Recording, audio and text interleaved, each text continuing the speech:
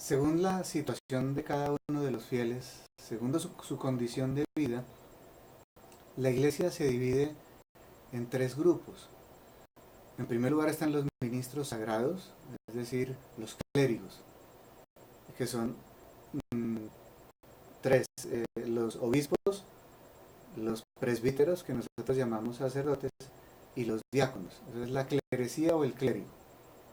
En segundo lugar están las personas de vida consagrada, personas que por la emisión de los tres votos de pobreza, castidad y obediencia, y por un alejamiento del mundo parcial o total, se han dedicado por completo a Dios nuestro Señor, abstrayéndose en parte o en su totalidad de los negocios del mundo.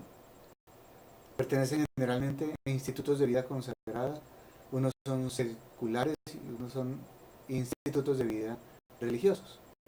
Y el tercer lugar es el de los seglares, el de los que viven en medio del mundo trabajando, como lo dice el Génesis, que el ser humano fue creado por Dios para que trabajara la tierra y mejorara el mundo y cooperara con la obra creadora de Dios. Pues bien, todos los tres grupos tenemos obligación de salvarnos y tenemos obligación de ser santos. Y esa obligación es como entre comillas, porque es una obligación para encontrar nuestra propia felicidad. Es decir, quien quiere ser feliz tiene que salvarse y tiene que santificarse. Para lograr ese objetivo también tenemos unas obligaciones, es decir, no se puede conseguir la felicidad auténtica si no hacemos estas tres cosas que voy a decir a continuación, que son también enseñanza de la iglesia. El primero es el cumplimiento de los mandamientos. Son 10 mandamientos de la ley de Dios que Dios nos dio a través de Moisés y que nos indiquen el camino a seguir para encontrar la felicidad auténtica. Y los 5 mandamientos de la ley de la iglesia que nos dio Dios, ya no a través de Moisés, sino a través de la iglesia que fundó Jesucristo, la iglesia católica. Rápidamente los voy a enumerar esos porque son los que suelen olvidar los fieles. Oír misa entera todos los domingos y fiestas de guardar. Recordemos que en la iglesia católica hay 10 fiestas de guardar, aunque en cada país la conferencia episcopal a veces las reduce, como en el caso de Colombia, donde quedaron solamente 3. La Inmaculada Concepción el 8 de diciembre, el 25 de diciembre la Natividad del Señor y el 1 de enero María, Madre de Dios. Ese es el primer mandamiento. El segundo es confesarse, y dice la iglesia que hay que hacerlo en 3 ocasiones. Una, en peligro de muerte. 2, cada vez que se va a comulgar si se tiene un pecado mortal, es obligatorio. Y 3, al menos una vez al año. Ese es el segundo mandamiento de la iglesia. El tercero, comulgar por Pascua Florida. Significa que desde el domingo de resurrección hasta el domingo de Pentecostés, hay 7 semanas, hay que comulgar al menos una vez. El requisito mínimo para alcanzar la salvación, la santificación. El cuarto mandamiento es ayunar y hacer abstinencia cuando lo manda la Santa Madre Iglesia. Los fieles tenemos obligación, después de los 14 años en adelante, de hacer abstinencia 8 veces al año, el miércoles de ceniza y todos los viernes de cuaresma.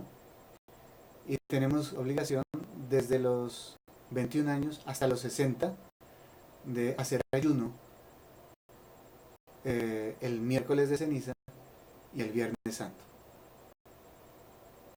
Por último, el quinto mandamiento de la Santa Madre Iglesia es ayudar a la Iglesia en sus necesidades.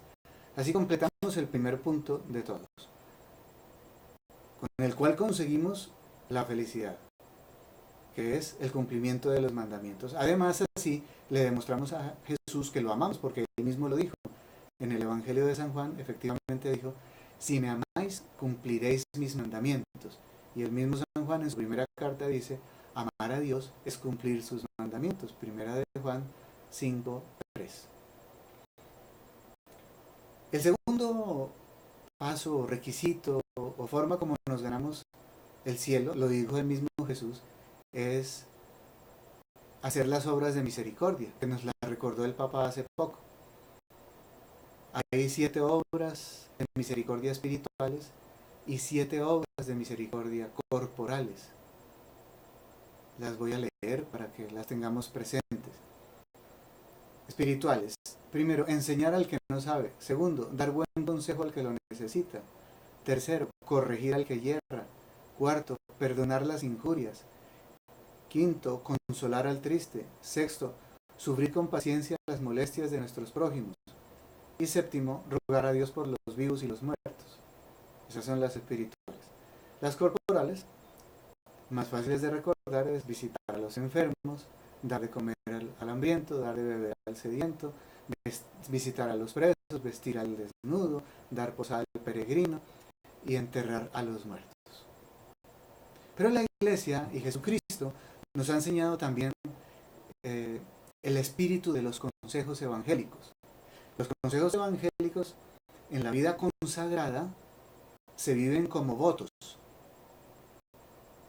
El espíritu de, por ejemplo, de la humildad que todos debemos vivir, sacerdotes, es decir, clérigos religiosos y seglares, todos debemos vivir en la virtud de la humildad, el espíritu de la humildad, pero los religiosos lo viven, los de la vida consagrada lo viven haciendo el voto de obediencia. Es la mejor forma de probar que somos humildes, ser obedientes.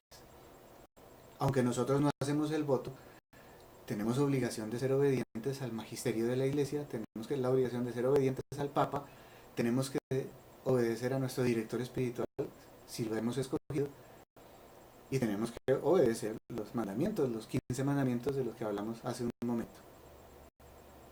El segundo espíritu de los consejos evangélicos es el espíritu del desprendimiento, que los religiosos, los de la vida consagrada, los viven con el voto de la pobreza. Es decir, todos debemos ser pobres en el sentido de no apegarnos a las cosas materiales y a las cosas temporales. Pero los religiosos los viven de una manera dramática, no teniendo nada propio. Y el tercero de los consejos evangélicos es el consejo de la pureza interior, que es más allá del voto de la castidad, más elevado todavía, es el ser puros. Y puros, decía una santa, es ser indiferentes a todo lo que no sea amor. Si lográramos esa perfección de estos 3 espíritus, de los 3 consejos evangélicos, todos los cristianos, llegaríamos a la santidad. Por eso es obligatorio que quien quiere ser feliz debe vivir las 3 cosas: los mandamientos, las obras de misericordia y el espíritu de los consejos evangélicos. Eso es de lo que tendremos que dar cuenta a Dios, según Él mismo nos cuenta. Pero algunas personas se han complicado la vida pensando que es obligación, por ejemplo, prestar servicios en la parroquia. Algunos prestan el servicio de ministros de la comunión, otros de lectores, otros de animadores del canto en las celebraciones eucarísticas. Otras personas manejan y trabajan eficientemente la pastoral familiar, la pastoral de la salud, la pastoral social, los grupos de oración que se dan en las parroquias, etc. Y algunos tienen reatos de conciencia, miedo a estar fallándole a Dios cuando deciden no seguir prestando esos servicios. Pues bien, esos servicios, por eso se llaman ministerios, la palabra ministere significa servidor. Ojalá lo recordaran nuestros ministros en la política, por ejemplo. Y es una acción de carácter absolutamente libre. Yo puedo prestar ese servicio o puedo no hacerlo. Y puedo retirarme cuando yo quiera. Y no le estoy fallando a Dios, ni a la iglesia, ni a la parroquia, si no quiero hacerlo. Incluso si no quiero hacerlo porque no me gusta. No, eso no es la obligación del cristiano. La obligación del cristiano es ser buen ser humano, buen papá, buen hijo, buen hermano, buen amigo, buen compañero de trabajo, buen jefe, buen empleado, buen ciudadano. Eso es lo que nos hace santos. Nosotros vamos a misa, rezamos el rosario, hacemos ratos de oración mental, etcétera, etcétera, para conseguir las fuerzas necesarias para ser buen católico, es decir, para ser buen hijo, buen padre, buen empleado, buen trabajador, etcétera. La santidad es ser como Dios quiere, buenos.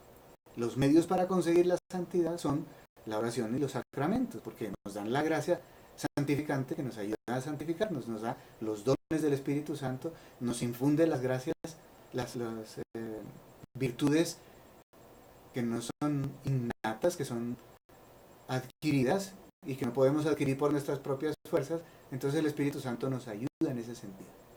Entonces no confundamos, no tengamos reatos de conciencia por no estar trabajando en la parroquia. Incluso se dan casos de personas, y con mucha frecuencia, duele decirlo, pero es la verdad, por ejemplo, de señoras que están todo el día en el templo ayudando al párroco y piensan que son muy buenas y muy santas, pero están descuidando su obligación que tienen como amas de casa, su obligación que tienen como esposas y su obligación que tienen como madres, que eran lo primero que deberían cumplir.